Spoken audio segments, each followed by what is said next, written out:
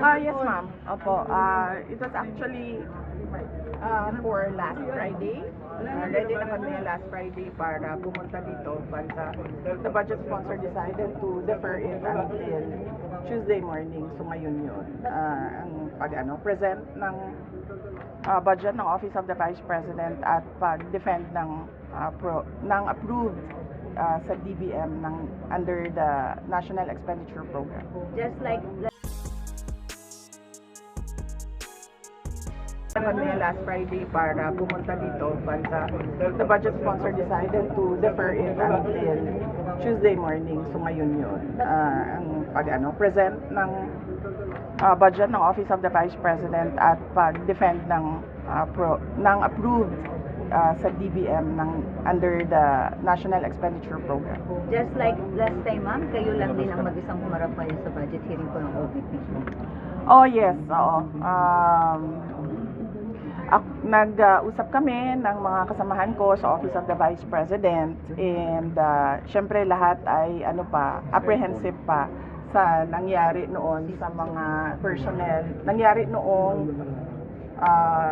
committee hearing sa House of Representatives sa mga personnel ng Office of the Vice President na ang daming kinabahan, ang daming nagka-anxiety, ang daming nagkasakit. So sinabi ko sa kanila na it is best kung ako na lang yung aharap sa budget hearing ng Office of the Vice President. Next question, Marian. VP, yung 7.4 million pesos po na binanggit nyo, security personnel po, na public funds po ba galing? Yes. Oo. Napakaklaro nun, no, na wala akong ginamit para sa akin, para sa Vice President, na pera ng gobyerno para sa mga biyahe ko overseas. Ang merong charge sa Office of the Vice President ay yung security at decision yon ng Armed Forces of the Philippines kung magpapadala, ilan at kung sino. At yung pangalawa ay yung sa Office of the President, Office of the Vice President personnel na sumasama kapag meron akong events at activities for the Office of the Vice President. Ma'am, you were given an option earlier kung pwede niyo i-waive yung parliamentary immunity, but you opted to answer the questions anyway. Why po? Yes, oo. Ano nga ba yun? Meron silang tradisyon. According to the House of Representatives, meron silang tradisyon na hindi na nag-hearing ang budget ng Office of the President at Office of the Vice President. Pero kanina tinatanong ako kung i-waive ko ba yung tradisyon na yon nila, no? The privilege, yes. And sinabi ko na i-waive ko yung privilege na wala nang tanong sa budget ng Office of the Vice President. Ma'am? Last two questions, Red. Ma'am, were you expecting yung mga confidential fund questions and yung mga questions about your travel doon sa mga lawmakers na galing sa Makabayan Block? Were you expecting it already? Yes, oo. Madami kaming mga in-expect na mga tanong pero dalawa lang yung nilabas nila, no? Yung tanong sa confidential funds na sinabi ng defense lawyers na huwag sagutin kasi meron silang defense strategy na hindi dapat malaman. Ma'am, pero yun nga ma'am, you expected po ma'am na parang dalawa lang yung Makabayan pero yung minority po ma'am had to offer your privilege, parang nirespect nila na hindi nila sila magtatanong. So ano po reaction po niyo na yung almost all of the minority block po ma'am hindi na rin po nagtanong aside from ng Makabayan? Hindi ko naintindihan yung tanong, sorry. Red, pakiulit. Aside po ma'am, kasi na parang minade na rin po ng minority, hindi na po nagtanong yung almost lahat ng minority, members ng minority sa inyo. Of course, majority expected na hindi na magtatanong. Yung minority hindi po nagtanong sa inyo, ma'am. So, ano po yung reaction po niyo na parang dalawa lang sa minority, yung Makabayan Block lang nagtanong and hindi lahat yung ng minority members, ma'am? Wala akong feelings or reaction sa doon. Ma'am, why do you Last- think the House last question. Appropriations Panel extended parliamentary courtesy to you this year? Because last year nga po, medyo nagkaroon ng intense scrutiny over your over alleged secret fund business. Why do you think? Hindi ko alam. You have to ask the House of Representatives kung anong iniisip nila. Ma'am, Pero kanina you may- mentioned that you were Last not question to. answering kasi Ayun naman, subject minsan lang tayo nagaganito. subject of an impeachment Ah. trial po. Ma'am, are you still expecting na matutuloy siya or are you still preparing your defense?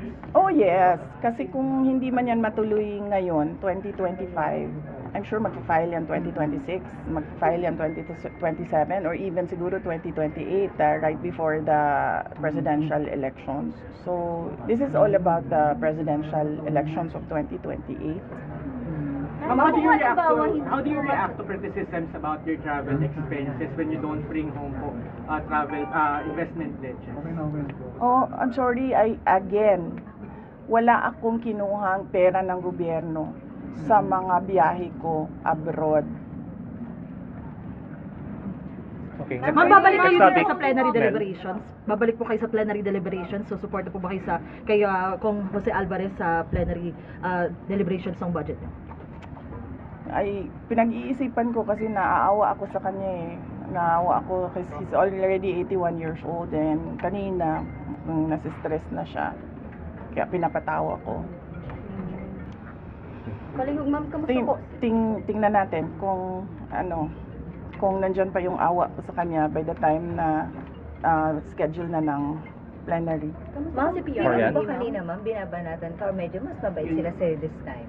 Kasi yung word kanina ka nag-react sa O, banat yun. Banat talaga yun. Maganda lang magsalita. Magaling lang magsalita yung dalawang nagtatanong. Hindi sila tulad nung dati na paano bang description ng paano yung mga Magkagulan. It was just, Oo. more tame this time. Oo, kasi 'di ba? Hindi naman sila nagtatanong about sa budget eh. Nagtatanong sila about sa confidential funds at sa travel. Eh sinabi ko na nga wala naman akong kinuhang pera ng gobyerno para bumili ng ticket, humingi para sa hotel, para sa representation per dime, wala naman akong kinuha sa gobyerno. Ma'am, were you expecting an atmosphere a while ago na gano'n na magiging scenario or you prepared for a more intense sagutan sana kung sakali? Were you surprised na gano'n lang kanina? Far from the last time you were here? Oo. Hindi lang yun naging intense kasi hindi ako bumanat. Last time kasi, bumabanat ako kaya naging intense siya. So kanina, naisip ko, pamanatan ko ba ito sila o hindi? Why, ma'am? Ba't Ba't nga hindi ba na po hindi? kayo bumabanat? Ba't nga po ba? Naaawa ako kay Congressman Pepito Alvarez kasi he's 81 years old and I do not think that he can handle the stress of an intense and heated budget hearing. Marian. Si PRRD, kamusta po? Tumawag siya last Friday. Monday ngayon. Hindi siya tumawag kahapon. Tuesday now, ma'am. Last Friday siya tumawag. He's okay. Paano okay? Can you elaborate po? He's okay. Nag-usap kami about politics. Nag-usap kami about flood control. Nag-usap kami about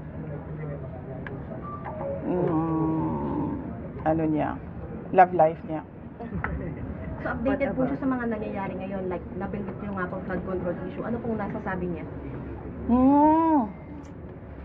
Kasi bawal ako mag-discuss ng kung anong pinag-uusapan doon sa loob eh. So, hindi ko masabi kung anong sinasabi niya. Okay, next question. Any more?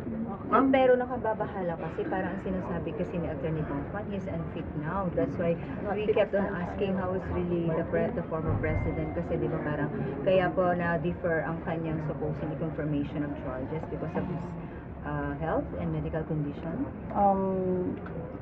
Sa tingin ko naman, merong mangyayaring hearing sa competency. So, antayin na lang natin yung mga experts. Both sides, sa ICC, sa prosecution, sa defense side.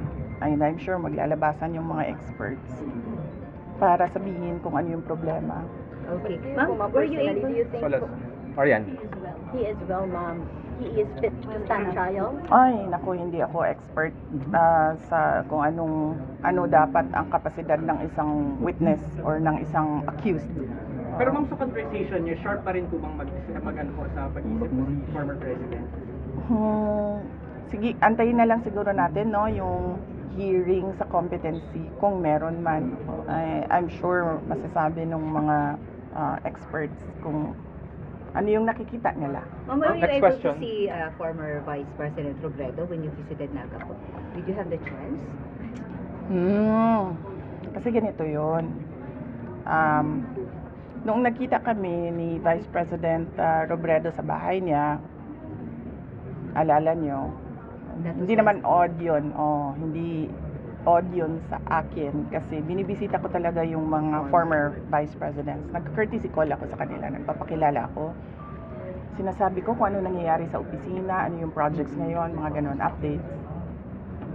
At dahil doon, binanatan si Vice President Leni Robredo ng mga kasama niya, mga yellow, mga pink, particularly ni Senator Trillanes. At hindi ko kasi gusto yung naggaganon yung isang former Vice President. Being a Vice President, ayoko yung ginaganon ang mga former Vice President. So, for this visit sa Naga City, nagdesisyon ako na huwag kami magkita para wala nang masabi ang mga tao about former Vice President Leni Robredo. Haji. Usap po kayo. Usap kayo. Hindi man, wala kaming numbers sa isa't isa. Haji. Apo. Ma'am, Madam Vice President, magandang tanghali po. Baka lang po aware po kayo sa recent moves po ni Cavite Representative Kiko Barzaga sa House. Parang china-challenge niya po kasi yung leadership ni House Speaker Martin Romualdez ba? Dapat lang. Dapat lang talaga. Dahil nakita nyo naman yung budget 2023, 24, 25. Malamang agawan na naman yan ng budget sa 2026. At lahat yung mga past budgets natin, nakita natin na it was under the leadership of Speaker Martin Romualdez. Ma'am, dahil hindi mamatay-matay yung issue ng ouster attempt dito sa Kamara, kayo po ba may personal po ba kayong bet for the speakership? Wala, hindi ako masyadong madami kaming inaasikaso sa Office of the Vice President para ko isipin kung anong nangyayari sa House of Representatives. Other matters, ma'am, baka meron din po kayong comment dun sa independent commission po ng Pangulo, yung composition, baka may any comment kayo, ma'am? Pag ikaw presidente ba, tapos alam mo na kung anong nangyayari. Tapos nakikita mo na based on the budget kung paano binaboy yung pera ng bayan. Mag-aantay ka pa ba ng komisyon o ng Truth Commission o ng kung anong komisyon yan? Actionan mo kasi kaagad dapat yan. Unang-una, sinabi ko na noon, nag-appoint siya, nagpumili siya ng speaker na involved sa bribery nakalagay sa isang kaso doon sa Amerika. Klarong-klaro na doon nakita na involved siya sa racketeering and sa bribery. So, ikaw ba, presidente ka ba, ilalagay mo ba yung ganyang klaseng speaker? Siyempre, hindi na, di ba? So, anong nangyari sa budget natin? Na-racketeering din yung budget natin. Tapos, siyempre, sumabog na. Hindi ako makapagsalita sa Department of Public Works and Highways, pero makapagsalita ako sa DepEd kung anong nangyari. At sinabi ko na sa inyo. Sinabihan na siya, alam niya. In a cabinet meeting, sinabi sa kanya kung anong nangyari sa Department of Education budget. And then, ang ginawa niya is nag-change topic siya. So, anong pa bang komisyon, anong truth commission, anong investigative body pa ang kailangan mo? Nandyan na yung budget, nakikita natin kung paano siya kinuha. Diba dapat nun, diretso mo na gawin, tanggalin mo na yung speaker mo, ayusin mo na yung, sabihan mo na yung mga kaalyado mo sa House of Representatives, ayusin niyo yung budget, tapos panagutin mo na yung mag-lifestyle check ka na dyan sa mga congressman at sa mga staff nila. Dami dyan, may bahay sa abroad. Diba? ma'am? Masyado siyang hindi niya alam kung ano gagawin at masyado siyang mabagal gumalaw. Nagmamadali ang Pilipinas eh. Pero alam niya lahat to, ma'am.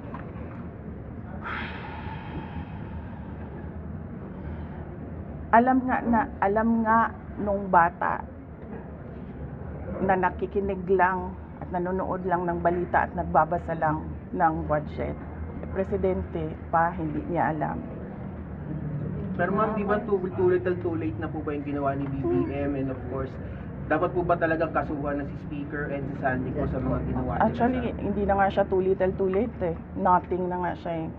Nothingness na ang ginagawa ngayon. Ma'am, kaso, the Speaker was your campaign manager in 22. Were you not aware of these issues before? Hindi naman siya naging speaker noon eh. Ay, hindi ma'am. I mean yung bribery po, kasi na-mention niyo yung bribery, alleged bribery. Were you not aware during the 22 campaign?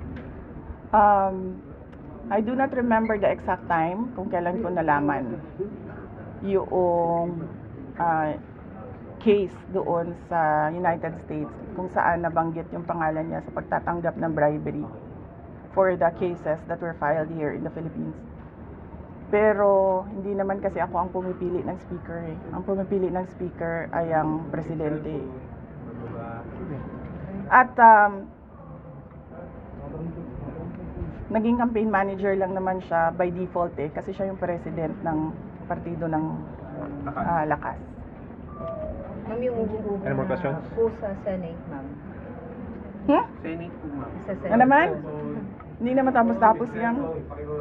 Ate Chris. Meron na namang Senate. Sinabi niya ni SP kahapon, napakanalang daw ito ng minority. Kaya medyo napikon si Senator Bato. Nagkaroon ulit ng heated argument yesterday. Hindi ko rin sinusundan kung anong nangyayari sa Senate. Pero nandun ako bukas, sabihan niyo yung mga kaibigan niyo sa Senate. Hindi for budget hearing. Meron lang akong bibisitahin na senador. Sino po, ma'am? Ay, Ay, hindi ko pala banggitin yun kasi baka tumagal ako doon. Mamadali ako. May isa lang. Si Senator Amy? Amy, ma'am. Hindi. Yung si Senator Amy. Senator Amy, katext ko yan araw-araw. Senator Robin. Hindi si Senator Robin. Magkikita kami sa rally sa Japan. May rally kami doon. Ay, tuloy yun, ma'am, yung 20 at 21 po. All right, so bago na tuloy kayo. Thank you. Very much, Thank you. ma'am. Thank you.